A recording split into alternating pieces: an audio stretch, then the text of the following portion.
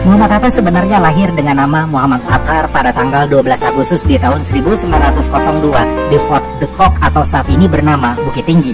Saat masih dalam kekuasaan Hindia Belanda, Hatta lahir sebagai anak kedua dari pasangan Muhammad Jamil dan Siti Saleha yang berasal dari Minangkabau. Ayahnya merupakan seorang keturunan ulama Naqsyabandiyah di Batu Hampar, dekat Payakumbuh, Sumatera Barat. Sementara ibunya berasal dari keluarga pedagang di Bukit Tinggi. Nama Attar sendiri berasal dari bahasa Arab yang memiliki arti harum. Hatta memiliki kakak perempuan bernama Rafiah yang lahir pada tahun 1900, hanya berbeda 2 tahun darinya. Sejak kecil Hatta tumbuh dan dididik dalam keluarga yang sangat taat dengan ajaran agama Islam. Tidak mengherankan karena keluarganya memang keturunan ulama. Kakek buyutnya dari pihak ayah, yakni Abdurrahman Batu Hampar, dikenal sebagai ulama pendiri Surau Batu Hampar. Sedikit dari surau yang bertahan setelah Perang Padri. Sedangkan dari pihak ibunya terlihat jelas kalau Hatta juga keturunan pedagang, dan diketahui bahwa banyak dari keluarga ibunya yang menjadi pengusaha besar di Jakarta. Dari sini dapat disimpulkan kalau Hatta hidup berkecukupan sejak dia lahir. Namun sayangnya ayah Hatta meninggal dunia pada saat Hatta masih berumur 7 bulan. Setelah kematian ayahnya ini, akhirnya sang ibu menikah lagi dengan Agus Hajining, seorang pedagang dari Palembang yang memang akrab dan memiliki hubungan dagang dengan Ilyas Bagindo Marah, kakek Hatta dari pihak ibunya. Perkawinan ibu Hatta dengan Agus Hajining ini membuat Hatta memiliki 4 orang adik perempuan yang berbeda ayah. Hatta meski tanpa kehadiran ayah kandungnya tetap tumbuh dengan baik dan gemilang. Dia diketahui pertama kali mendapat pendidikan formal di sekolah swasta, tapi kemudian setelah 6 bulan berjalan dia memilih pindah ke sekolah rakyat dan sekelas dengan Rafiah kakaknya. Pendidikannya di sekolah rakyat ini sempat terhenti di pertengahan semester kelas 3, di mana berikutnya Hatta dipindahkan ke European Legree School atau ILS, sekolah Belanda di Padang. Hatta menempuh pendidikan di ILS sampai tahun 1913, lalu melanjutkan pendidikannya ke Mir Uitgebreid Leger Onderwijs atau MULO, sekolah Belanda yang setingkat dengan SMP. Tercatat kalau Hatta lulus dari MULO di Padang pada tahun 1917. Selain pendidikan formalnya ini, Hatta juga menempuh pendidikan agama dengan berguru kepada Muhammad Jamil Jambek, Abdullah Ahmad, dan beberapa ulama lain di daerahnya. Keluarga Hatta mendukung penuh setiap jalannya. Ini menjadi salah satu faktor yang membuatnya kian gemilang. Di masa remaja, perdagangan telah merebut perhatiannya untuk mempelajari ekonomi. Ketika masih berada di Padang, dalam beberapa sumber dikatakan kalau Hatta mengenal banyak pedagang yang terdaftar sebagai anggota serikat usaha, di mana Hatta juga aktif di dalamnya. Bahkan Hatta pun aktif dalam Jong Sumantranen Bond dengan memegang posisi penting sebagai bendahara. Kegiatan yang menyibukkan Hatta muda ini terus berlanjut hingga Hatta bersekolah di Prince Hendrik School yang ada di Batavia. Di dalam organisasi Jong Sumantranen Bond yang ada di Batavia atau sekarang telah menjadi Jakarta, Hatta pun tetap dipercaya menjadi bendaharanya. Tidak lama setelah menempuh pendidikan di Prince Hendrik School, diketahui kalau kakek Hatta memiliki rencana untuk pergi ke Mekah dan ingin membawa Hatta bersamanya supaya Hatta dapat melanjutkan pendidikan agamanya di Mesir, tepatnya di Universitas Al-Azhar. Kakeknya memiliki niat itu bukan tanpa tujuan, tetapi karena memang ingin membuat Hatta dapat meningkatkan kualitas surau di Batu Hampar yang mengalami kemunduran semenjak meninggalnya kakek buyut Hatta. Sayangnya, niat dan rencana kakeknya tidak berjalan mulus karena mendapat penolakan dari keluarga, dan justru muncul usulan supaya paman Hatta yang bernama Idris untuk menggantikannya. Menurut catatan Amrin Imran dalam buku biografi tentang Hatta, disebut kalau kakeknya yang bernama Syekh Arsyad kecewa atas penolakan tersebut dan akhirnya menyerahkan keputusan Hatta kepada Tuhan tanpa menerima usulan untuk membawa Idris bersamanya pergi ke Mekah. Hatta tampaknya sudah memiliki rencana dan jalan lain dalam kisah hidupnya. Dia memang tidak pergi ke Mekah, tetapi melanjutkan pendidikannya di Belanda sejak tahun 1921. Di negeri itulah Hatta memulai pergerakan politiknya sambil bersekolah di Handels Hogeschool atau sekarang menjadi Universitas Erasmus Rotterdam. Selama bersekolah, Hatta masuk ke dalam organisasi sosial yang bernama Indische Vereniging yang kemudian menjadi organisasi politik setelah ada pengaruh dari 3 serangkai, yakni Ki Hajar Dewantara, Dr. Cipto Mangunkusumo, dan Does Dekker. Di dalam organisasi inilah Hatta terus bertumbuh dan menyelami pergerakan politik.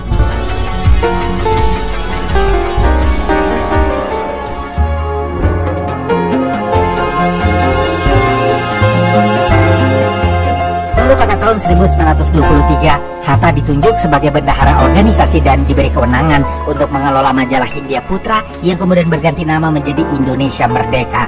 Sekitar tahun 1926, Hatta semakin jauh sepak terjangnya dalam pergerakan dan terpilih menjadi pimpinan dari Indische Vereniging atau Perhimpunan Indonesia. Di bawah kepemimpinannya inilah Hatta memberikan dampak dan perubahan yang cukup besar terhadap organisasi.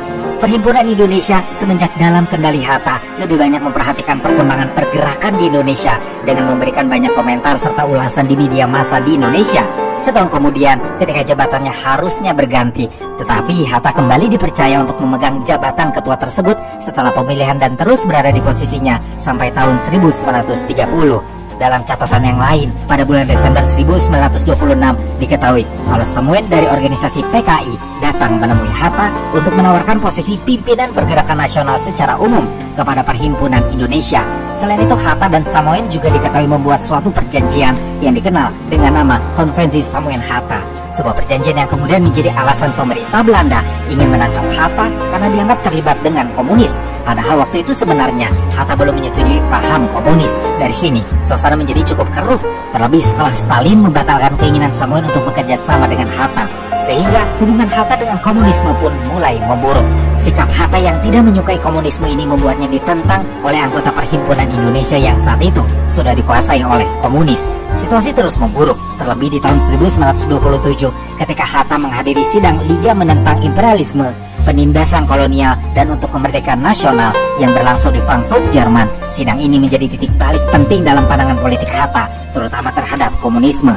Ini disebabkan dalam sidang tersebut Hatta menyaksikan upaya dominasi yang dilakukan oleh pihak komunis dan utusan dari Rusia yang membuatnya kehilangan kepercayaan terhadap ideologi tersebut. Pengalaman ini membentuk sikap anti-komunis yang akan terus melekat pada dirinya.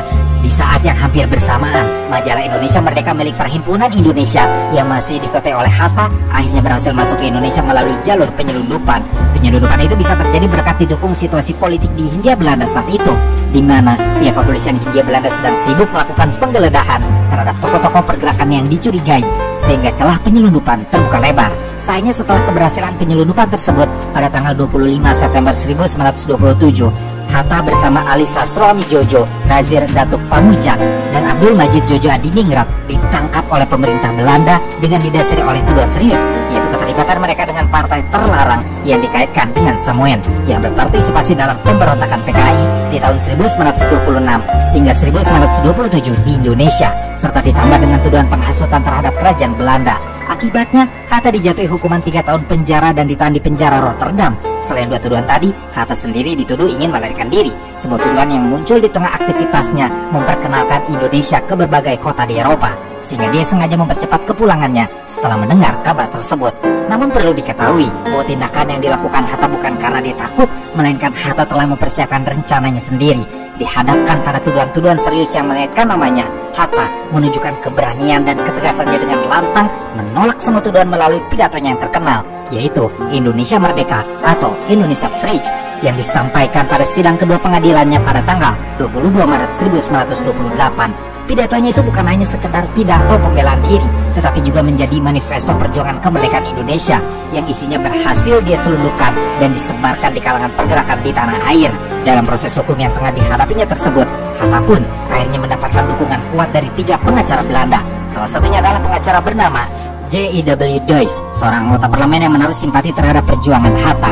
Setelah melalui beberapa bulan penahanan, Hatta dan ketiga rekannya akhirnya dibebaskan dari segala tuduhan. Pembebasan ini terjadi karena pihak pengadilan tidak mampu membuktikan kebenaran tuduhan yang diajukan.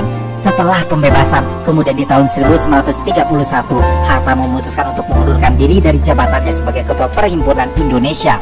Keputusan ini diambil karena Hatta ingin fokus menyelesaikan studinya dan mengikuti ujian sarjana. Tapi meskipun Hatta mundur dari jabatannya sebagai ketua, dia tetap berkomitmen untuk membantu Perhimpunan Indonesia.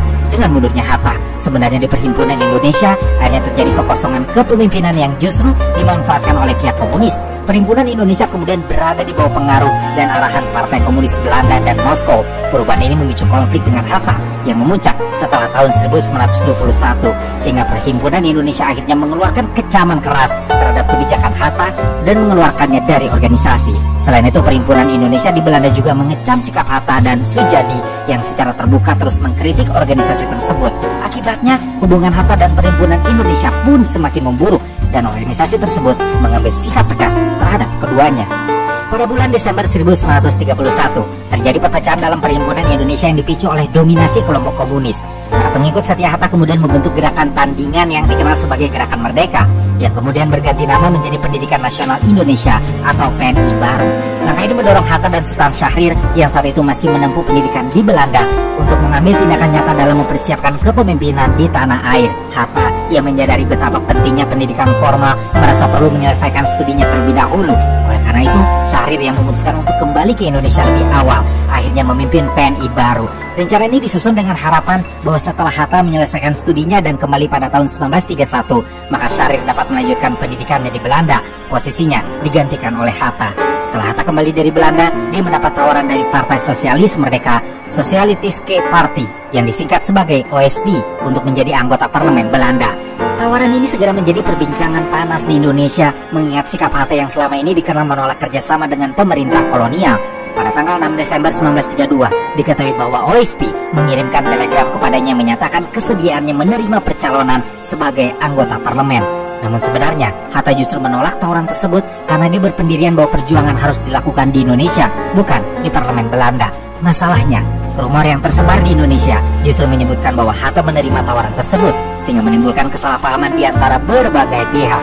Salah satunya Soekarno, yang akhirnya menuduh Hatta tidak konsisten dalam menerapkan prinsip non-kooperatif yang selama ini Hatta anut.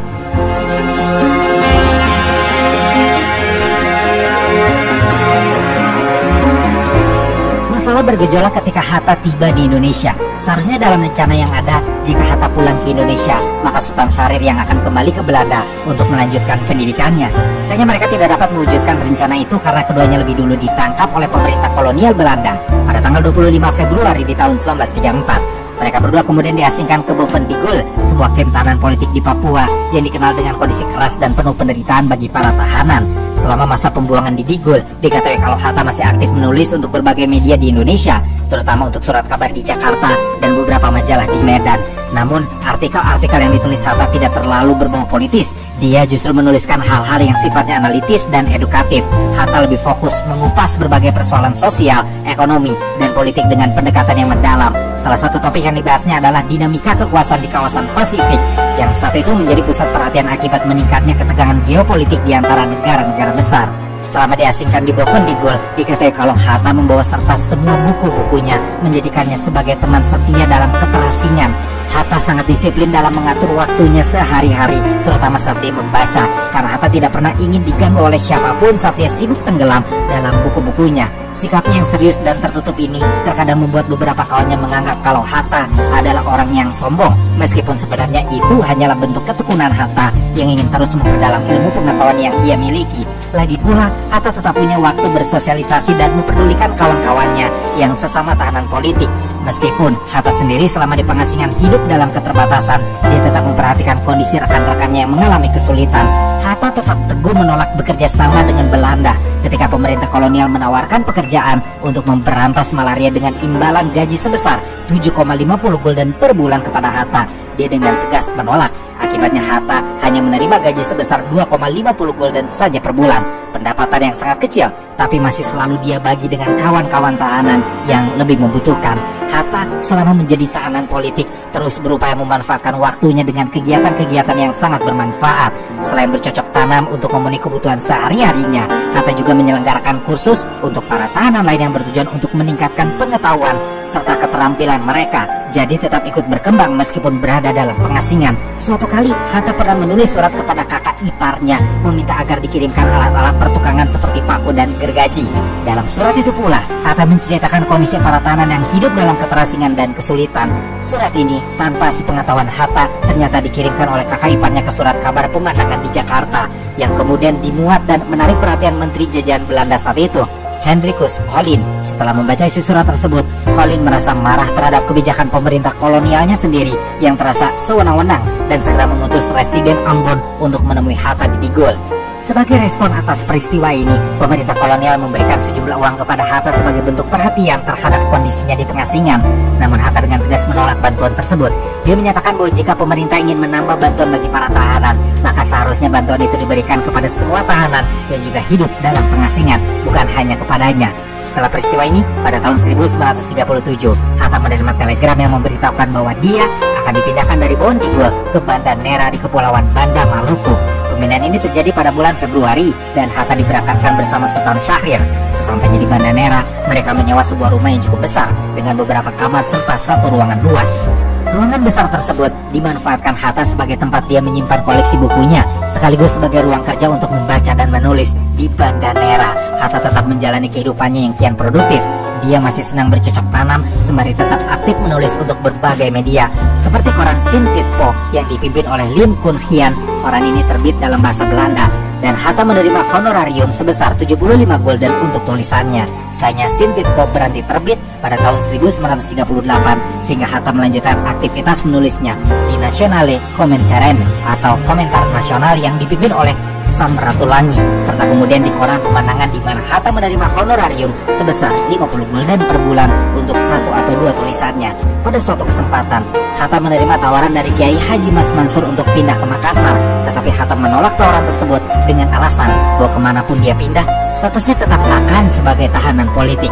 Maka Hatta tetap memilih di Banda Nera dan terus meningkatkan produktivitasnya. Selain menulis dan bercocok tanam, Hatta juga mulai mengabdikan dirinya ke dunia pendidikan dengan mengajari beberapa pemuda yang ingin memperdalam ilmu pengetahuannya. Salah satu dari muridnya adalah anak dari Dr. Cipto Mangunkusumo yang mempelajari tata buku dan sejarah kepada Hatta. Murid Hatta semakin banyak seiring berjalannya waktu. Ada beberapa pemuda asli Banda Nera. Ada pula seorang kenalan Hatta dari Sumatera Barat yang mengirimkan dua keponakannya untuk belajar ekonomi dan sejarah. Lalu dari Bukit Tinggi diketahui bahwa seorang tokoh bernama Anwar Sultan Saidi juga mengirimkan 4 orang pemuda dari daerahnya untuk menimba ilmu dari Hatta. Bahkan dalam keterasingannya, Hatta tetap memberikan kontribusi untuk mencerdaskan kehidupan bangsanya.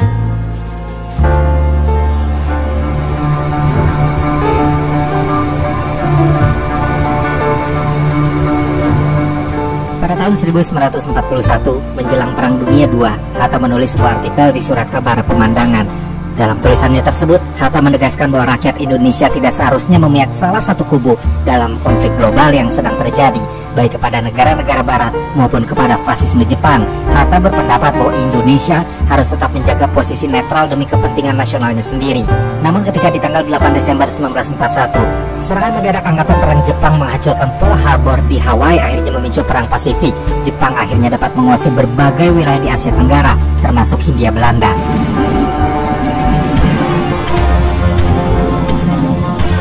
Situasi yang genting itu membuat pemerintah kolonial Belanda khawatir kalau para tahanan politik di pengasingan, khususnya di Bovendigul, bisa saja bekerja sama dengan Jepang jika tetap dibiarkan di sana. Oleh karena itu, mereka yang ada di Bovendigul akhirnya dibuang ke Australia untuk mencegah kemungkinan tersebut. Berbeda dengan Hatta dan Sultan Syahrir yang justru dikirim ke Sukabumi, Jawa Barat pada bulan Februari di tahun 1942. Dalam perjalanan ke Sukabumi, mereka sempat singgah di Surabaya sehari, lalu melanjutkan perjalanan ke Jakarta dengan menggunakan kereta api. Dalam perjalanan, ada 3 orang anak dari Banda Nera yang ikut bersama mereka, di mana ketiganya adalah anak angkat Syahrir selama masa pengasingan. Pemindahan ini terjadi hanya beberapa minggu sebelum Jepang akhirnya mendarat dan menduduki Indonesia di bulan Maret 1942, yang resmi mengakhiri pemerintahan kolonial Belanda dan masa pengasingan Hatta. Dengan masuknya Jepang, tulisan Hatta di Surat Kabar Pemandangan telah menarik perhatian penguasa Jepang dan justru dijadikan alasan oleh penguasa Jepang untuk meragukan kesetiaannya dan mencurigainya sebagai bibit pemberontak. Tulisan Hatta telah menarik perhatian Murase, seorang wakil kepala Kampeitai atau Dinas Intelijen Militer Jepang yang menganggap Hatta perlu lebih memahami semangat Jepang, sehingga dia menyarankan agar Hatta mengikuti program Nippon Seishin di Tokyo pada bulan November 1943. Program tersebut sebenarnya bertujuan untuk menanamkan ideologi Jepang kepada para pemimpin lokal di wilayah yang mereka duduki, tapi tampaknya Hatta tidak menerima tawaran program tersebut. Meski begitu, pemerintah Jepang tidak henti membujuk Hatta untuk memihak pada mereka. Setelah dipindahkan ke Sukabumi, Hatta akhirnya dibawa kembali ke Jakarta yang saat itu sudah dalam kendali penuh Jepang.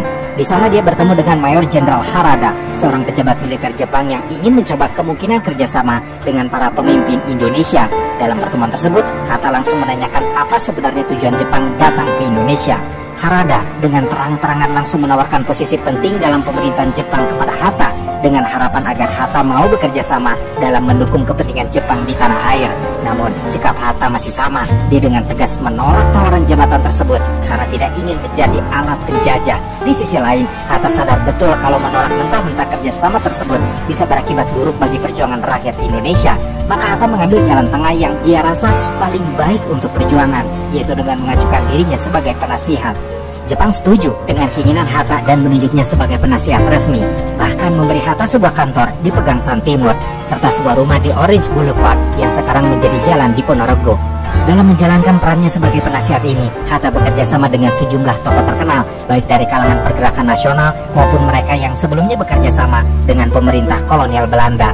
Beberapa di antaranya adalah Abdul Karim Pringgodikdo Surahman, Sujitno Mangunkusumo, Sunarjo Kolopaki Supomo, dan Sumargo Jojo Hadikusumo. Di tempat ini dia mendapat tenaga-tenaga baru yang turut membantunya dalam berbagai tugas. Namun, meskipun Jepang mengharapkan agar Hatta memberikan nasihat yang menguntungkan kepentingan mereka, tetapi Hatta justru memanfaatkan posisinya untuk membela rakyat Indonesia. Dengan cermat, Hatta menggunakan kesempatan tersebut untuk menyuarakan aspirasi rakyat dan memperjuangkan kepentingan nasional tanpa secara langsung berseberangan dengan pemerintah Jepang.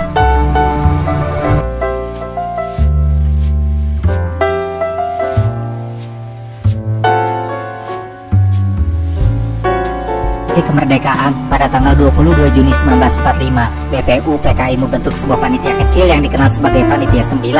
Panitia ini bertugas untuk merumuskan dasar negara berdasarkan berbagai usulan dan gagasan yang diajukan oleh anggota BPU PKI. Panitia 9 ini diketuai oleh Insinyur Soekarno dan beranggotakan 8 tokoh lainnya termasuk Hatta. Panitia 9 berhasil menyusun sebuah dokumen penting yang kemudian dikenal sebagai Piagam Jakarta yang berisi rumusan awal dasar negara Indonesia yang nantinya menjadi cikal bakal pembukaan Undang-Undang Dasar 1945. Salah satu poin penting dalam Piagam Jakarta adalah perumusan sila pertama Pancasila yang awalnya berbunyi ketuhanan dengan kewajiban menjalankan syariat Islam bagi pemeluk-pemeluknya. Namun demi menjaga persatuan dan agar dapat diterima oleh seluruh golongan di Indonesia, terutama dari kelompok non-muslim, maka rumusan ini kelak diubah menjadi ketuhanan yang Maha Esa pada tanggal 18 Agustus 1945, sehari setelah proklamasi kemerdekaan. Seiring dengan perkembangan situasi politik dan militer di Asia, maka pada tanggal 9 Agustus 1945, Hatta bersama Soekarno dan Dr. Rajiman Widyodiningrat diundang oleh pemerintah Jepang ke Dalat, Vietnam. Di sana mereka bertemu dengan Panglima Asia Tenggara Jenderal Hisaishi Terauchi yang menyampaikan bahwa pemerintah Jepang telah memutuskan untuk memberikan kemerdekaan pada Indonesia, dan Soekarno serta Hatta ditunjuk sebagai ketua dan wakil ketua PPKI yang dibentuk untuk melanjutkan tugas BPU PKI, yaitu menyiapkan sistem pemerintahan dan memastikan pemindahan kekuasaan dari Jepang ke tangan bangsa Indonesia. Masalahnya, keadaan politik semakin mendesak setelah Amerika Serikat menjatuhkan bom atom di Hiroshima pada tanggal 6 Agustus dan disusul Nagasaki pada tanggal 9 Agustus yang menyebabkan Jepang berada di ambang kekalahan. Situasi ini memicu kelompok pemuda di Indonesia mendesak para pemimpin untuk segera memproklamasikan kemerdekaan tanpa menunggu keputusan dari Jepang. Maka di tanggal 16 Agustus 1945 terjadilah peristiwa Rengas Dengklok, di mana sekelompok pemuda menculik Soekarno dan Hatta lalu dibawa ke sebuah rumah milik Jao Ki Siong yang berada di kota kecil Rengas Dengklok dekat Karawang, Jawa Barat. Penculikan ini terjadi karena para pemuda khawatir bahwa jika menunggu lebih lama, Jepang akan mengambil alih kendali atas proses kemerdekaan. Makanya mereka mendesak agar Soekarno-Hatta segera memproklamasikan kemerdekaan tanpa campur tangan dari Jepang.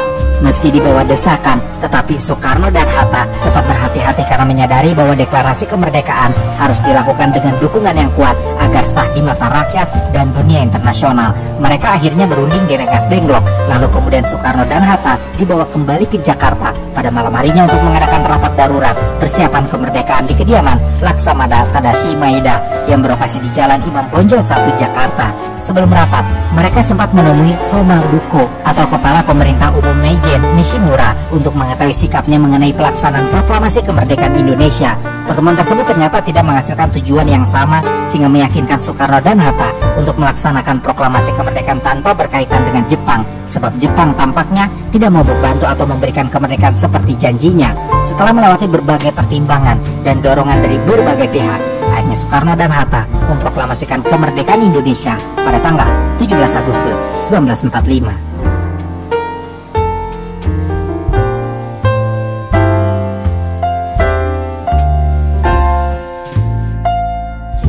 Perumusan teks proklamasi di rumah Laksamana Tadashi Maeda, akhirnya Hatta bersama Soekarno secara resmi memproklamasikan kemerdekaan Indonesia. Di di kediaman Soekarno yang berada di Jalan Pegangsaan Timur nomor 56 Jakarta, tepat pada jam 10 pagi. Acara tersebut memang berlangsung sederhana, tetapi sangat sakral, dengan dihadiri oleh para tokoh pergerakan nasional serta masyarakat sekitar yang antusias menyaksikan momen bersejarah tersebut. Setelah teks proklamasi dibacakan oleh Soekarno, bendera merah putih dikibarkan oleh Latif Henderningrat dan Suhut yang diiringi dengan teriakan merdeka dari para hadirin di lokasi. Peristiwa ini menandai berdirinya sebuah negara baru, yaitu negara Indonesia yang bebas dari penjajahan. Keesokan harinya pada tanggal 18 Agustus 1945, PPKI mengadakan sidang pertama mereka untuk menetapkan Undang-Undang Dasar 1945 sebagai konstitusi pertama bagi negara Indonesia. Selain itu, PPKI secara resmi memilih Soekarno sebagai Presiden Republik Indonesia yang pertama dan Hatta dijadikan sebagai Wakil Presiden pertama bagi Republik Indonesia ini. Pemilihan tersebut dilakukan secara aklamasi tanpa pemungutan suara karena para anggota PPKI sepakat kalau pasangan Soekarno-Hatta adalah sosok yang paling tepat untuk memimpin negara yang baru merdeka ini. Sebagai Wakil Presiden, Hatta kini memiliki peran yang sangat penting dalam pemerintahan. Hatta tidak hanya sekedar menjadi pendamping bagi Soekarno, melainkan juga bertindak sebagai pemikir strategis dan konseptor dalam menyusun kebijakan negara. Salah satu peran Hatta yang paling menonjol adalah ketika Hatta menyusun sistem pemerintahan dan membantu merancang berbagai kebijakan ekonomi untuk Indonesia yang baru merdeka. Masih dalam suasana semarak kemerdekaan dan Hatta yang baru mengemban tanggung jawab baru yang jauh lebih besar, Hatta memutuskan untuk menikah pada tanggal 18 November 1945 dengan Rahmi Rahim atau kelak akan dikenal sebagai Siti Rahmiati Hatta di Megamendung, Bogor. Hatta sendiri sudah lama bertemu dan mengenal Rahmi dalam sebuah kunjungan ke Institut Pasteur Bandung. Saat itu meski sudah langsung jatuh hati pada Rahmi, tetapi Hatta tidak segera meminangnya karena Hatta telah berjanji tidak akan menikah sebelum Indonesia merdeka. Makanya setelah proklamasi kemerdekaan Indonesia, barulah Hatta dengan ditemani oleh Soekarno mendatangi kediaman Rahmi untuk melamarnya. Pada saat itu Hatta sudah berusia 43 tahun, sementara Rahmi baru berusia 19 tahun. Rahmi menyetujui lamaran tersebut dan 3 hari setelah mereka menikah, Hatta memboyong Rahmi ke Yogyakarta untuk tinggal di sana. Mereka kelak dikaruniai 3 anak perempuan yang bernama Mutia Farida Hatta, Gemala Rabiah Hatta, dan Halida Nuria Hatta. Kembali pada karir politiknya sebagai wakil presiden, Hatta terus memainkan peran yang sangat krusial dalam menjaga eksistensi negara yang masih sangat muda. Salah satu momen penting di masa jabatannya adalah ketika Hatta berjuang mati-matian untuk mempertahankan perjanjian Linggarjati dalam sidang pleno Komite Nasional Indonesia Pusat atau KNIP yang diadakan di Malang pada tanggal 25 Februari hingga 6 Maret 1947.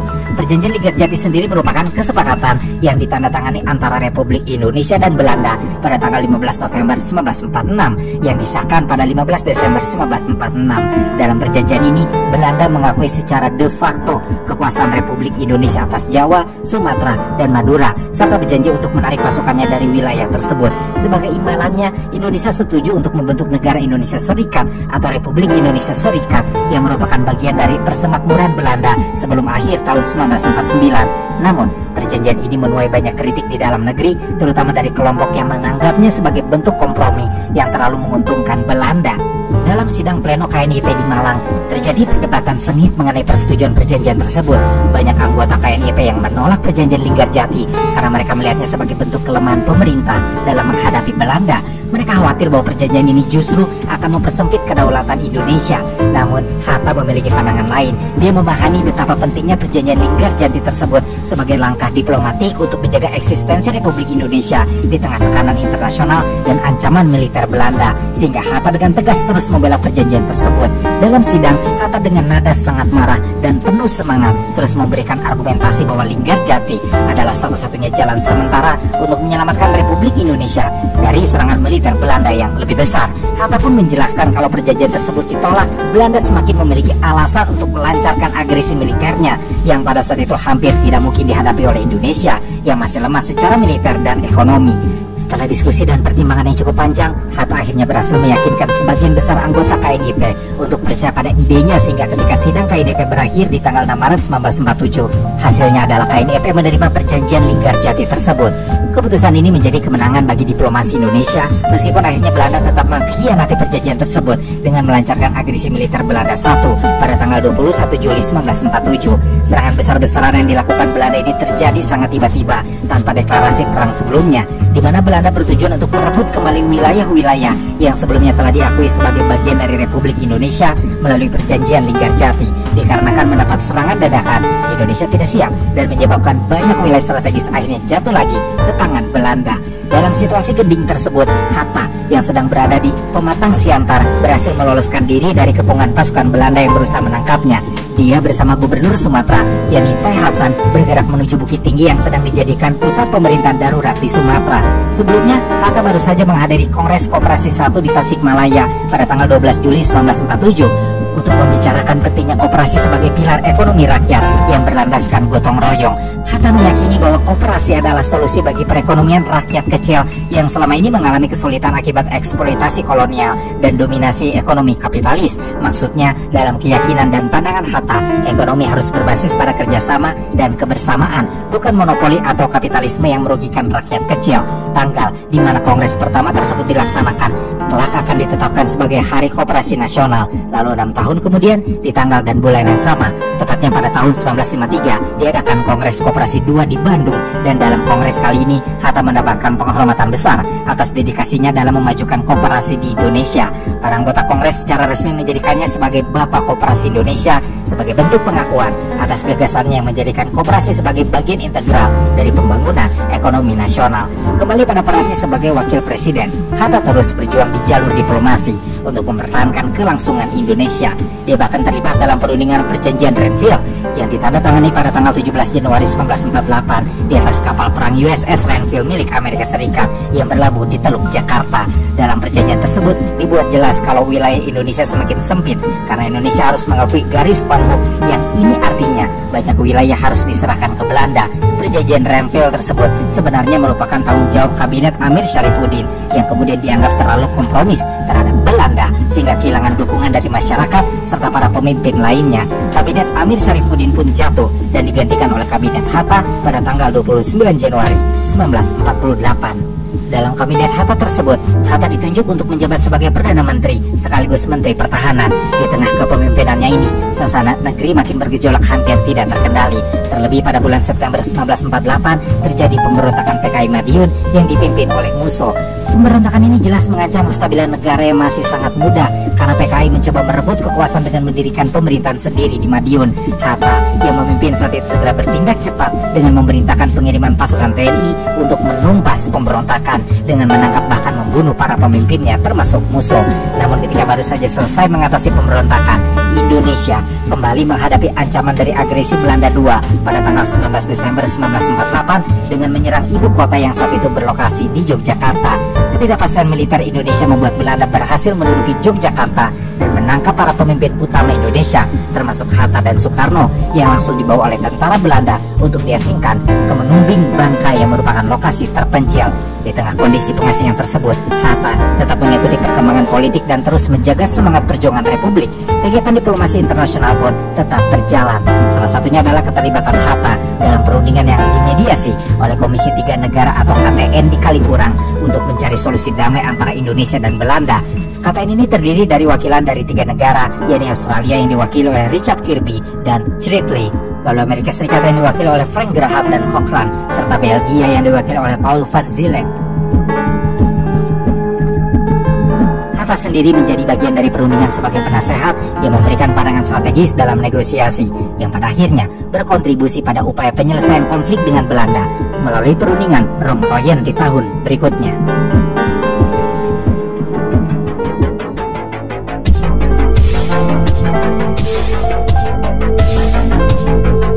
Pada bulan Juli 1949, perundingan antara Indonesia dan Belanda mencapai titik krusial berkat mediasi Merle Cochrane, perwakilan dari Amerika Serikat dalam Komisi 3 Negara.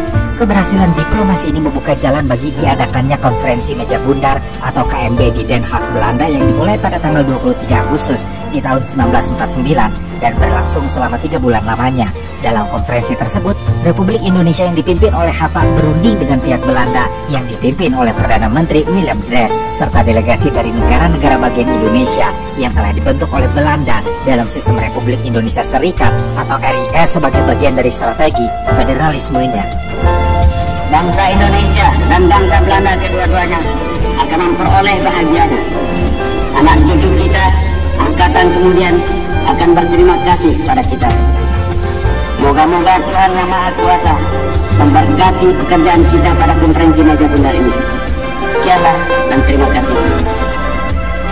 Setelah perundingan yang panjang dan penuh ketegangan, akhirnya pada tanggal 27 Desember 1949, Belanda secara resmi mengakui kedaulatan Indonesia dalam sebuah upacara yang diselenggarakan di Amsterdam dan Jakarta secara bersamaan. Ratu Juliana dari Belanda secara langsung menyerahkan dokumen pengakuan kedaulatan kepada Hatta yang bertindak sebagai Ketua Delegasi Republik Indonesia. Sementara itu di Jakarta, pengakuan serupa dilakukan oleh Wakil Tinggi Mahkota Belanda A.H. Geloving kepada Sri Sultan Hamengkubuwono IX. Pengakuan kedaulatan ini menjadi babak baru dalam sejarah Indonesia, di mana Indonesia secara sah dan diakui sebagai negara merdeka oleh dunia internasional. Namun saat itu dalam kesepakatan KMB, wilayah Irian Barat dan Papua masih berada dalam kendali Belanda dengan janji akan dirundingkan kembali dalam waktu 1 tahun setelah pengakuan kedaulatan. Setelah pengakuan kedaulatan, Indonesia berubah bentuk menjadi Republik Indonesia Serikat. Dalam sistem ini, Soekarno menjadi Presiden RIS, sementara Hatta ditunjuk sebagai Perdana Menteri RIS sekaligus Menteri Luar Negeri RIS dengan kedudukan di Jakarta. Saat itu, bagi Hatta sendiri, keberhasilan KMB adalah puncak dari perjuangan panjangnya di bidang diplomasi yang telah dia mulai sejak era pergerakan nasional. Dengan kemampuannya dalam negosiasi dan strategi politik, ia berhasil membawa Indonesia mendapatkan pengakuan internasional tanpa harus melalui perang berkepanjangan. Namun, sistem RIS ternyata tidak bertahan lama karena banyaknya penolakan dari berbagai kalangan di Indonesia yang menginginkan bentuk negara kesatuan. Dalam waktu kurang dari 1 tahun, negara-negara bagian dalam RIS mulai membubarkan diri dan bergabung dengan Republik Indonesia. Akhirnya, pada tanggal 17 Agustus 1950, tepat 5 tahun setelah proklamasi kemerdekaan, Indonesia kembali menjadi negara kesatuan Republik Indonesia dengan ibu kotanya bertempat di Jakarta.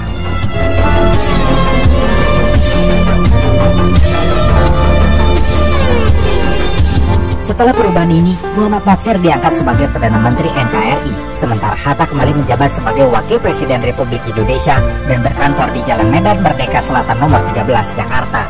Setelah menjabat sekitar 5 tahun, Hatta mengumumkan niatnya di tahun 1955 untuk mengundurkan diri sebagai Wakil Presiden setelah parlemen dan konstituente hasil pemilihan rakyat terbentuk. Menurut Hatta, dalam sistem kabinet parlementer, Wakil Presiden tidak lagi memiliki peran yang signifikan karena kepala negara hanya bersifat simbolis. Ini menunjukkan bahwa kekuasaan bukanlah tujuan utama Hatta untuk memimpin bangsa ini, melainkan sebagai salah satu caranya untuk mengabdi kepada rakyat.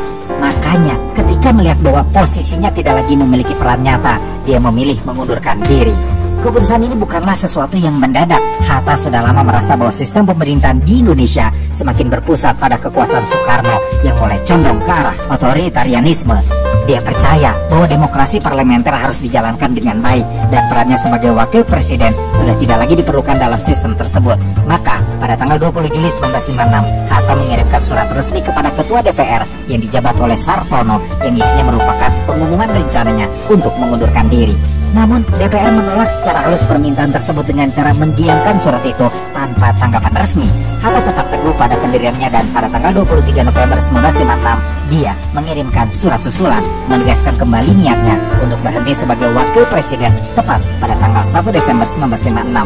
Akhirnya, DPR mau tidak mau menyetujui pengunduran diri Hatta pada tanggal 30 November setelah 11 tahun menjabat sebagai wakil presiden Republik Indonesia. Pengunduran diri ini, selain karena perbedaan pandangan mengenai sistem pemerintahan, sebenarnya juga didorong oleh faktor ketidaksepahaman antara Hatta dan Soekarno yang semakin tajam di tahun 1956. Salah satu faktor utamanya adalah ketidaksepakatan Hatta terhadap kebijakan Soekarno yang mulai melibatkan unsur komunis dalam pemerintahan. Hatta dengan tegas menolak ide tersebut karena khawatir akan dampaknya terhadap demokrasi di Indonesia. Pengunduran diri Hatta telah memperjelas perpecahan resmi antara dirinya dan Soekarno. Hatta sendiri tampak menjauh dari dunia politik dan semenjak pengunduran dirinya, Hatta lebih banyak berfokus pada pendidikan, menulis, dan membangun ekonomi kerakyatan, terutama melalui koperasi. Sebelum resmi mundur, Hatta menerima gelar Doktor Honoris Causa dari Universitas Gadjah Mada, Yogyakarta pada tanggal 27 November 1956. Sebenarnya, UGM telah lama menawarkan gelar tersebut sejak tahun 1951, tapi Hatta belum bersedia menerimanya. Bahkan, Universitas Indonesia pun telah menyatakan keinginan untuk memberikan gelar kehormatan kepada Hatta di tahun 1951. Tetapi, Hatta menolaknya dengan alasan bahwa dia ingin menerimanya setelah berusia 60 tahun.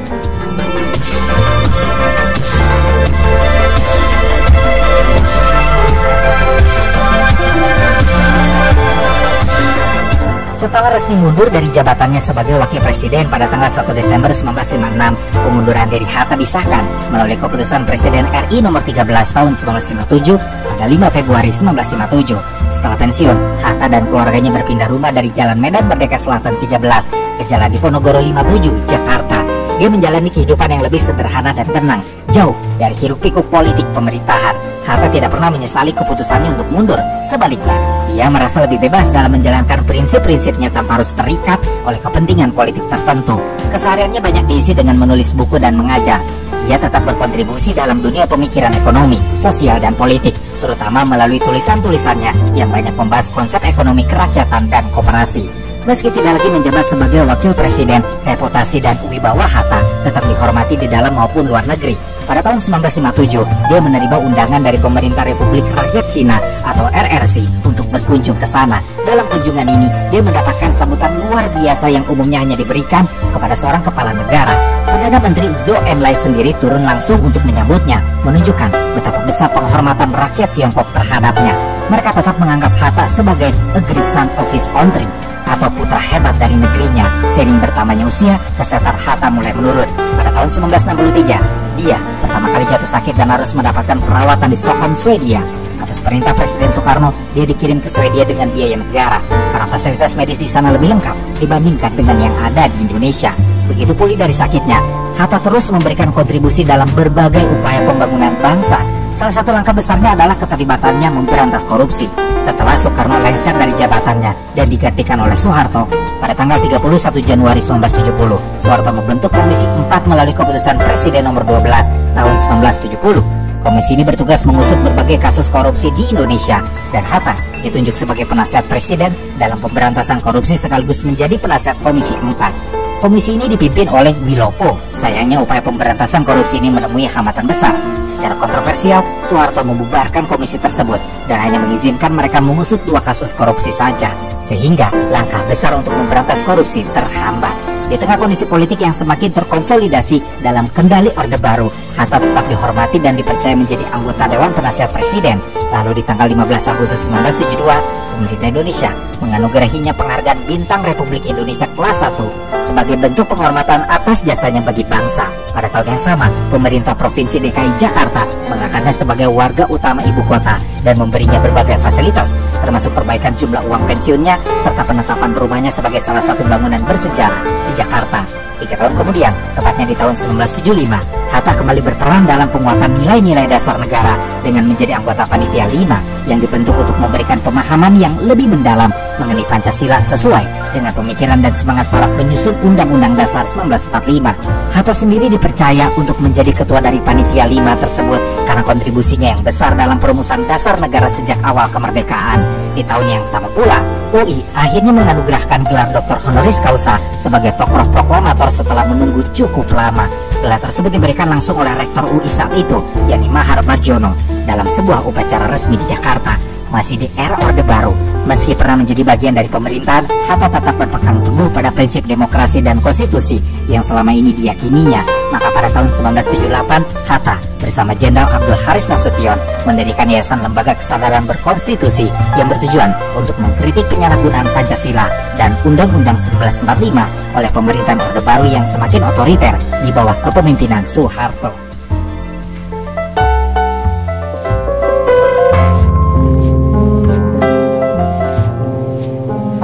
Sayangnya, karena usianya semakin bertambah dan memengaruhi kesehatannya, Hatta tidak bisa lagi terlalu berfokus untuk mengurus dan mengawasi jalannya pemerintahan bangsa ini. Tapi tetap, Hatta terus berusaha mengikuti perkembangan politik dunia dan tetap bersuara mengenai kepentingan rakyat serta prinsip-prinsip demokrasi yang diyakininya. Masih sudah semakin rajin keluar masuk rumah sakit pun, Hatta memilih menghabiskan tahun-tahun terakhirnya dengan tetap aktif dalam berbagai diskusi, menulis, serta memberikan nasihat bagi generasi penerus bangsa. Muhammad Hatta, Bapak Koperasi Indonesia dan pahlawan bangsa ini, hanya menghembuskan nafas terakhirnya pada tanggal 14 Maret di tahun 1980 pada pukul 18:56 di Rumah Sakit Cipto Mangunkusumo, Jakarta, setelah selama 11 hari dirawat di sana. Esokan harinya jenazah Hatta disemayamkan di kediamannya yang ada di Jalan Diponegoro 57 dan dikebumikan di TPU Tanah Kusir, Jakarta. Prosesi pemakamannya disambut dengan upacara kenegaraan yang dipimpin secara langsung oleh Wakil Presiden saat itu, yakni Adam Malik. Setelah wafat, Hatta terus dikenang sebagai salah satu tokoh terpenting dalam sejarah Indonesia. Pemerintah Indonesia pun memberikan penghormatan tinggi atas jasa-jasanya dalam memperjuangkan dan mempertahankan kemerdekaan bangsa. Pada tanggal 23 Oktober 1986, pemerintah secara resmi menganugerahkan Hatta gelar pahlawan proklamator kemerdekaan bersamaan dengan mendiang Insinyur Soekarno yang lebih dulu wafat. Gelar ini diberikan sebagai penghormatan atas peran mereka dalam memproklamasikan kemerdekaan Indonesia pada tanggal 17 Agustus 1945 serta perjuangan mereka dalam membangun negara di masa awal kemerdekaan. Tidak hanya itu, pada tanggal 7 November 2012, Presiden Susilo Bambang Yudhoyono secara resmi menetapkan Hatta sebagai pahlawan nasional Indonesia bersama dengan Soekarno. Penghargaan ini diberikan sebagai bentuk pengakuan atas kontribusi luar biasa Hatta dalam perjuangan kemerdekaan, pembangunan bangsa, serta pengabdiannya terhadap negara sepanjang hidupnya. Hatta masih sering dikenang sebagai negarawan yang jujur dan selalu mengutamakan kepentingan rakyat. Selama menjadi pemimpin bangsa, dia bersih dari korupsi, jujur, dan hidup sederhana. Hatta diketahui menolak fasilitas negara yang berlebihan dan selalu mengutamakan kepentingan rakyat di atas kepentingan pribadinya. Faktanya, saat beliau wafat pun, dia tidak meninggalkan banyak harta benda. Bahkan Hatta tidak memiliki rumah pribadi karena sepanjang hidupnya dia dedikasikan untuk mengabdi kepada bangsa.